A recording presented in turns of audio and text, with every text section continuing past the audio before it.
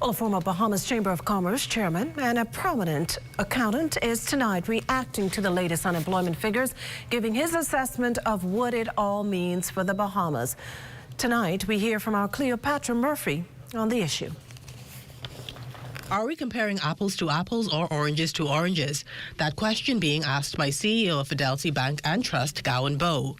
The country's latest labor force survey for the first quarter of the year pegs national unemployment squarely at 10.8%, an increase from the much-touted 8.7% reported for the first half of 2024, praised as the lowest since 2008. However, with the rise of joblessness, Bowe says the Department of Labor and the Bahamas National Statistical Institute owe the public a greater explanation of the figures. Before there's any, what I'm going to call overreaction to good or bad news, there needs to be a very clear articulation as to whether or not there were changes in methodology. There needs to be a very clear articulation in terms of the quality of data and whether, the previously reported information was without the best data or whether the current information is with some data limitations. Still, Bowe finds the uptick in unemployment surprising, as he says despite projects like Sandals in Exuma, beach towers at Atlantis, and other properties in the capital under renovation and the like, there has been no major closures to account for such a change.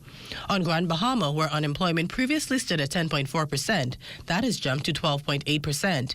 An island's Deputy Prime Minister and Minister of Tourism, Investments and Aviation, the Honorable Chester Cooper, recently projected had the lowest unemployment in the country. General sentiment has been there are a number of projects that have come on stream in Grand Bahama, the Carnival, Disney, and Eleuthera.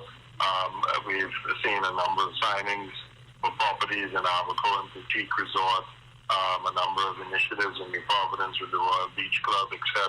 So, the general mood has been there is increased activity and employment. Bowe says not to be discounted, high school students graduate annually, also adding to the workforce. He adds that politicians, both in government and opposition, are also too quick to praise or discount numbers. Our political leaders need to know that they're dealing with the lives of real individuals, and so we have to be careful about the words we use and be more deliberate in terms of having an analysis, and let's be clear that we understand what the general trend is taking place in terms of employment opportunities and persons seeking employment. For the Bahamas Tonight, I'm Cleopatra Murphy.